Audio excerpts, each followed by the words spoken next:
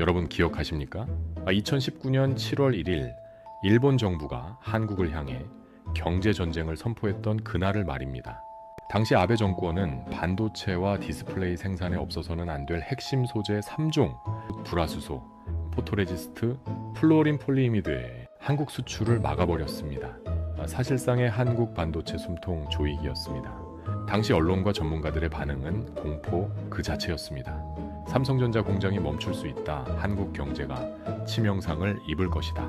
일본의 기술력 없이는 한국 반도체는 고철 덩어리다. 데이터상으로도 일본의 공격은 치밀했습니다. 당시 고순도 불화수소의 일본 의존도는 90%가 넘었으니까요. 수도꼭지를 잠그면 삼성과 SK하이닉스는 말라 죽을 수밖에 없는 구조처럼 보였습니다. 그로부터 정확히 5년이 지났습니다. 2025년 현재 과연 누가 피눈물을 흘리고 있을까요? 삼성이 망했습니까? SK가 문을 닫았습니까? 놀랍게도 곡소리가 나는 곳은 한국이 아니라 현해탄 건너 일본의 소재 기업들입니다. 한국을 길들이겠다고 칼을 뽑아 들었는데 그 칼에 자기 발등이 찍혀버린 기막힌 상황.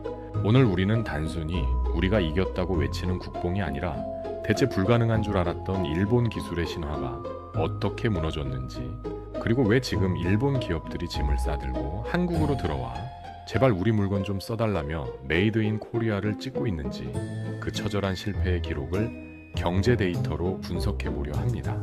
일본이 쏘아 올린 공이 어떻게 일본의 머리 위로 떨어졌는지 지금부터 확인해 보시죠. 사태의 본질을 이해하려면 당시 일본이 가졌던 오판을 먼저 짚어야 합니다. 일본은 자신들이 슈퍼갑이라고 착각했습니다. 전 세계 불화수소 시장을 스텔라 케미파, 모리타 화학 같은 일본 기업들이 독점하고 있었기 때문입니다. 그들은 생각했습니다. 한국은 우리 물건 없으면 반도체를 못 만든다. 우리가 안 팔면 그들은 무릎 꿇고 빌 것이다. 이건 전형적인 공급자 중심의 사고방식입니다. 1980년대, 90년대 전자산업을 일본이 지배하던 시절에 향수에 젖어 있었던 거죠. 하지만 그들은 결정적인 사실 하나를 간과했습니다. 바로 삼성전자와 SK하이닉스가 전 세계 메모리 반도체 시장의 70%를 장악하고 있는 슈퍼을, 아니 슈퍼바이어라는 사실입니다. 경제학 원론에 이런 말이 있습니다. 대체제가 존재하면 독점은 깨진다. 일본이 수출을 막자 삼성과 SK 같은 거대 기업들은 즉시 공급망 다변화라는 버튼을 눌렀습니다. 그동안은 일본제가 품질도 좋고 운송도 편하니 굳이 다른 걸 찾지 않았을 뿐입니다. 귀찮아서 안 했던 거지 못했던 게 아니란 뜻입니다. 하지만 일본이 신뢰를 깨버린 순간 한국 기업들은 막대한 자금을 쏟아부어 국산화 테스트를 시작했고 중국과 벨기에 등으로 수입처를 돌렸습니다. 이 과정에서 일본 소재 기업들은 자신들의 유일한 그리고 가장 큰 고객을 잃어버릴 위기에 처합니다. 일본 정부는 한국을 때려라 라고 명령했지만 일본 기업의 사장들은 이러다 우리 다 죽는다며 비명을 질렀습니다. 정치가 경제를 덮어버린 대가는 혹독했습니다. 자, 이제 감정을 빼고 냉정하게 계산기를 두드려 보겠습니다. 기업에게 성적표는 곧 재무제표입니다. 일본의 수출 규제가 일본 기업들에게 어떤 성적표를 안겨줬는지 확인해 보시죠. 가장 대표적인 기업, 고순도 불화수소의 세계 1위였던 일본의 스텔라 케미파를 예로 들어보겠습니다. 이 회사는 2019년 이전까지만 해도 삼성전자와 SK하이닉스라는 거대 고객을 등에 업고 매년 막대한 현금을 쓸어 담았습니다. 한국 수출 비중이 전체 매출의 60%에 육박할 정도였죠. 하지만 규제 직후인 2019년 회계연도 실적을 보면 충격적입니다. 반도체용 불화수소 출하량이 전년 대비 30% 가까이 급감했고 영업이익은 곤두박질 쳤습니다. 당시 스텔라 케미파의 주가는 1년 만에 반토막이 났습니다. 더 뼈아픈 건 시장 점유율의 상실입니다. 한번 떨어진 매출은 다시 회복되지 않았습니다. 한국무역협회 데이터에 따르면 2018년 42%에 달했던 한국의 일본산 불화수소 수입 비중은 2023년 기준 10%대 미만으로 추락했습니다. 무려 30%포인트 이상의 시장이 증발해버린 겁니다. 일본 경영진들은 주주총회에서 한국 정부의 국산화 정책 때문에 미래가 불투명하다며 고개를 숙였습니다. 한국을 공격하라는 아베 정부의 명령을 따랐다가 자신들의 최대 밥줄이 끊겨버린 것입니다. 반면 그 빈자리를 누가 차지했을까요? 바로 한국의 소재 기업 솔브레인입니다. 2019년 당시 일본 언론은 비웃었습니다. 한국이 99공봉 999695, 즉 12엔급의 초고순도 불화수소를 만드는 건 불가능하다. 수년이 걸릴 것이다. 하지만 솔브레인은 불과 6개월 만에 양산 공장을 증설하고 삼성전자 공정에 투입하는 데 성공합니다. 수년이 걸릴 거라던 예상을 보란 듯이 뒤집은 속도전의 승리였습니다. 결과는 어땠을까요? 솔브레인은 이후 매년 사상 최대 실적을 갱신했습니다. 일본 기업이 가져가던 수천억 원의 매출이 고스란히 한국 기업의 몫이 된 겁니다. 이뿐만이 아닙니다. 동진세미캠, SK머티리얼즈 등 국내 소부장 기업들의 주가는 2019년 대비 2배, 3배 폭등했습니다. 일본의 수출 규제가 역설적이게도 한국 중소기업들에게 확실한 시장을 보장해주는 보약이 되어버린 셈입니다. 여기서 일본이 간과한 반도체 산업의 무서운 특징 하나를 짚고 넘어가야 합니다. 바로 락인 효과입니다. 반도체 공정은 너무나 미세하고 예민해서 쓰던 약품을 바꾸는 것을 극도로 싫어합니다. 소재를 바꾸면 수율이 흔들릴 수 있기 때문입니다. 그래서 한번 거래를 트면 10년, 20년 웬만해선 바꾸지 않습니다. 이것이 일본이 믿었던 구석이었습니다. 그런데 일본 정부가 수출을 막으면서 삼성과 SK에게 강제로 소재를 바꾸라고 등을 떠밀어버린 꼴이 됐습니다. 울며 겨자 먹기로 한국산 소재를 테스트했는데 써보니 어라? 품질도 좋고 가격도 싸고 무엇보다 옆집에 있으니 배송도 빠릅니다. 이제 국산 소재로 공정 세팅이 완벽하게 끝났습니다. 수율도 90% 이상 나옵니다. 자, 이제 와서 일본이 미안해. 다시 우리 거 써줘라고 한다면 삼성전자가 다시 일본산을 쓸까요? 절대 안 씁니다. 이미 최적화된 공정 라인을 다시 뜯어 고치는 리스크를 감수할 바보는 없으니까요. 일본은 스스로 판 무덤에 갇혔고 한국 반도체 생태계는 일본 없이도 돌아가는 완전한 독립을 이루어냈습니다. 하지만 이야기는 여기서 끝이 아닙니다. 살 길이 막막해진 일본 소재 기업들이 생존을 위해 선택한 마지막 굴욕적 선택이 있습니다. 바로 한국으로의 귀순입니다. 지난 파트에서 우리는 일본 소재 기업들이 매출 급감으로 위기에 처했다는 사실을 확인했습니다. 그렇다면 이들은 앉아서 죽기만을 기다렸을까요? 아닙니다. 기업은 이념보다 이익을 쫓는 생물입니다. 그들은 살기 위해 금기를 깨버립니다. 바로 일본을 떠나 한국 땅에 공장을 짓는 것입니다.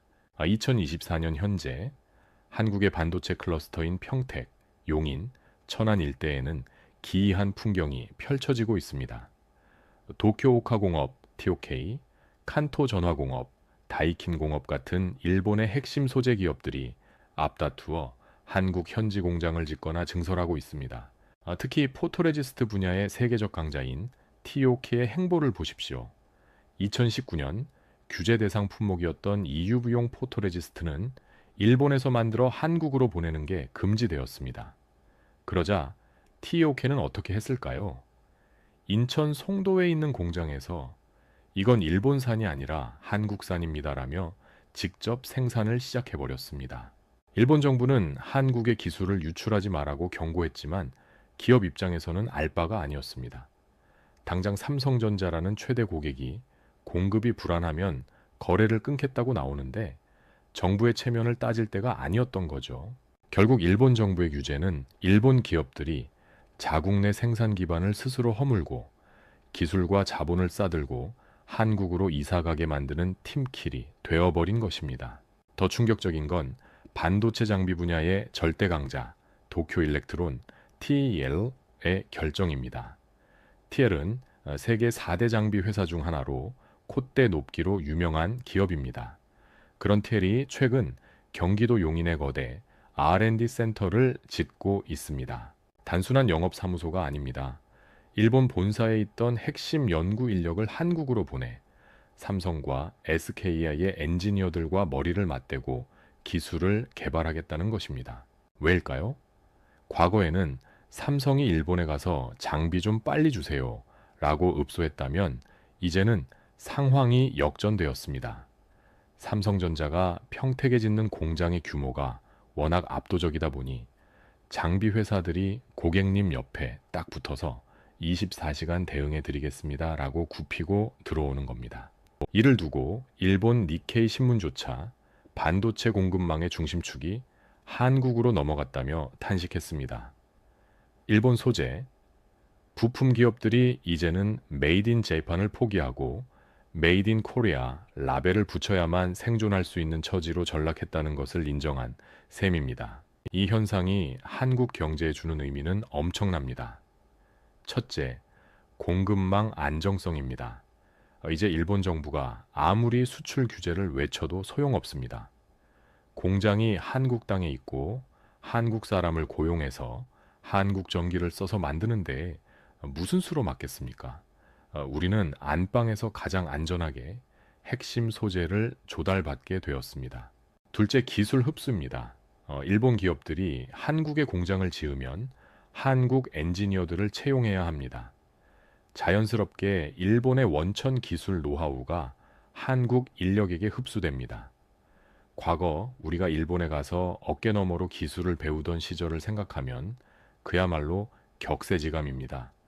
우리는 국산화에 성공해서 좋고 못 만드는 건 일본 기업이 제 발로 찾아와서 만들어주니 더 좋습니다. 이것이 바로 일본의 수출 규제가 5년 만에 만들어낸 완벽한 한국 중심의 생태계입니다. 지금까지 우리는 소재, 부품 전쟁에서 한국이 거둔 압승을 확인했습니다.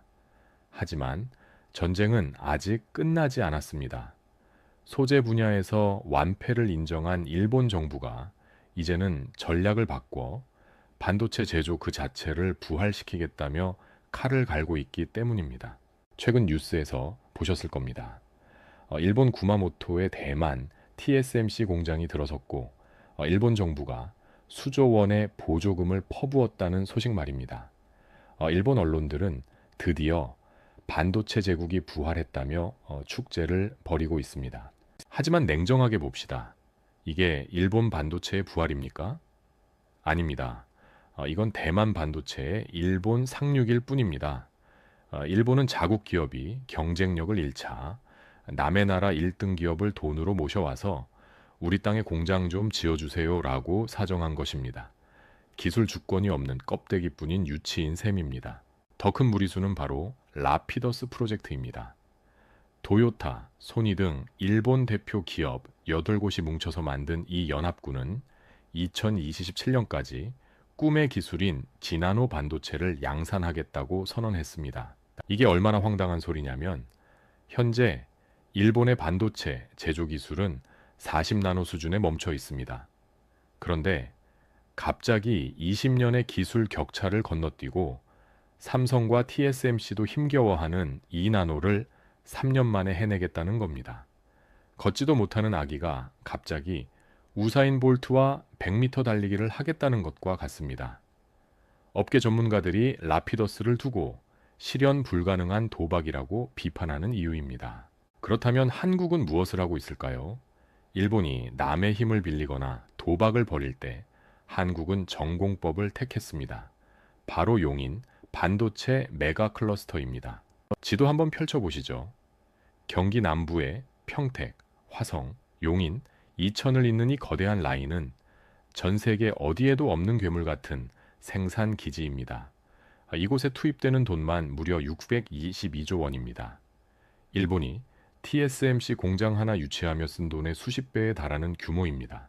하지만 진짜 무서운 건 돈의 액수가 아닙니다. 바로 밀도입니다. 한국의 메가 클러스터에는 삼성전자와 SK하이닉스라는 세계 최고의 제조 기업을 중심으로 소재, 부품, 장비 기업 수백 개가 한 곳에 모여 있습니다. 이게 왜 중요할까요? 반도체 공정에서 문제가 생기면 차로 20분 거리에 있는 협력사가 달려와서 즉시 해결합니다. 신제품을 개발할 때도 연구소와 공장이 붙어 있어서 피드백 속도가 타의 추종을 불허합니다. 일본은 공장이 여기저기 흩어져 있고 소재는 한국으로 보내야 하고 기술은 대만에 의존해야 합니다. 반면 한국은 원스톱으로 모든 것이 해결되는 완결된 생태계를 갖췄습니다. 이 속도와 효율성의 차이는 반도체처럼 시간이 돈인 산업에서 승패를 가르는 결정적인 요인입니다. 일본 소재 기업들이 왜 일본 정부의 만류에도 불구하고 한국으로 공장을 옮겼는지 이제 이해가 되십니까? 그들은 본능적으로 안 겁니다. 미래 반도체의 심장은 일본 구마모토가 아니라 한국의 용인이라는 것을요, 물고기가 물을 떠나 살 수 없듯이 소재 부품 기업들은 가장 거대하고 활기찬 시장인 한국 생태계 안으로 들어와야만 생존할 수 있습니다. 일본 정부가 아무리 라피더스라는 모래성을 쌓아도 이미 한국을 중심으로 단단하게 굳어진 글로벌 공급망의 흐름을 되돌릴 수는 없습니다. 오히려 시간이 지날수록 일본의 원천 기술력마저 한국의 제조 능력에 흡수되어 한국 반도체 산업의 자양분이 될 것입니다. 우리가 일본을 이긴 것은 단순한 애국심 때문이 아닙니다. 이처럼 치밀하게 설계된 산업 생태계의 압도적인 파워게임에서 승리했기 때문입니다. 결론입니다. 5년 전 일본 정부가 던진 수출 규제라는 부메랑은 결국 일본 소재 산업의 몰락이라는 치명상이 되어 돌아왔습니다. 우리는 그 당시를 위기라고 불렀습니다. 하지만 지금 돌아보니 그것은 위기가 아니라 대한민국 소재, 부품 장비 산업이 각성할 수 있었던 최고의 기회였습니다. 일본이 목덜미를 잡고 흔들지 않았다면 우리는 여전히 편안한 일본산 소재에 안주하며 국산화는 꿈도 꾸지 않았을 테니까요. 결국 일본의 도발은 잠자고 있던 한국 엔지니어들의 야성을 깨웠고 대기업과 중소기업이 원팀으로 뭉치게 만든 결정적인 촉매제가 되었습니다. 역사는 반복됩니다. 과거 임진왜란 때 도공들을 납치해 가서 도자기 산업을 일으켰던 일본이 2024년 지금은 자신들의 기술과 인력을 싸들고 한국으로 건너오고 있습니다. 차이가 있다면 그때는 힘이 없어 끌려갔지만 지금은 한국 시장의 압도적인 힘에 이끌려 제 발로 걸어오고 있다는 점입니다. 이것이 바로 기술 주권이 가진 힘입니다. 남의 것을 사다 쓰는 국가는 언제든 협박당할 수 있습니다. 하지만 내 기술을 가진 국가는 그 누구도 함부로 대할 수 없습니다. 우리는 지난 5년간의 전쟁을 통해 뼈 저리게 배웠습니다. 기술이 곧 안 보이고 제조 생태계가 곧 국력이라는 사실을 말입니다. 이제 전 세계 반도체 공급망의 지도는 명확해졌습니다. 일본은 과거의 영광에 갇혀 있고 대만은 지정학적 리스크에 떨고 있습니다. 하지만 한국은 가장 거대한 제조 라인과 가장 민첩한 소재 공급망을 동시에 갖춘 대체 불가능한 심장이 되었습니다.